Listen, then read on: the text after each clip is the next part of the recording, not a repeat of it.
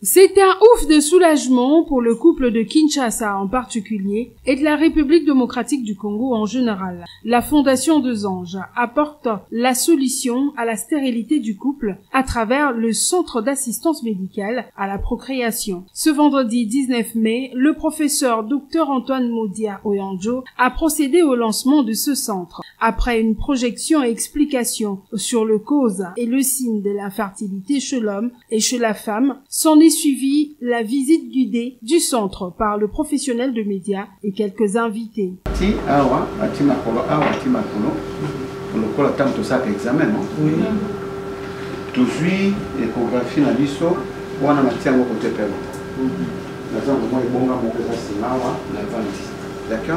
Le centre d'AMP, placé au sein de la clinique Deux Anges, est le tout premier en République démocratique du Congo. Le professeur Dr Antoine Modia Oyandjo explique quant à ce. Nous avons des techniques les plus simples, c'est celles qu'on appelle les inséminations artificielles par le mari, lorsque le mari ne pose pas de gros problèmes, ou par donneur. Donc c'est l'insémination intra-utérine par conjoint ou par donneur. Il y a une autre technique, cette fois-là, c'est la femme qui a des problèmes, surtout les problèmes de trompe par exemple. Et donc ces donneurs sélectionnés viennent ici au centre, ils donnent leur sperme, nous essayons de faire ce que nous faisons pour faire la fécondation. On nettoie, on prend les meilleurs des spermatozoïdes, on les congèle. Voilà, ça c'est une des techniques, la fécondation in vitro. La dernière des techniques, c'est le fait de prendre un seul spermatozoïde. On a fait des analyses, on trouve que l'homme n'a pas de spermatozoïdes. À ce moment-là, on peut faire ce qu'on appelle une ponction testiculaire.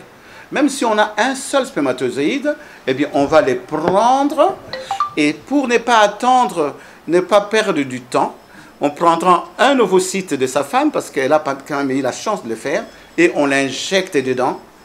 Et donc, la fécondation est obligatoirement possible à ce moment-là. Et lorsque l'embryon atteint 5 jours, on les remet dans le ventre de sa femme. C'est une technique moderne qu'on appelle l'ICSI, injection intracytoplasmique du spermatozoïde dans l'ovocyte. Notons que 3 techniques sont mises en place pour la prise en charge de couples, notamment l'insémination artificielle par conjoint ou par donneur, la fécondation in vitro et l'injection intracytoplasmique du spermatozoïde.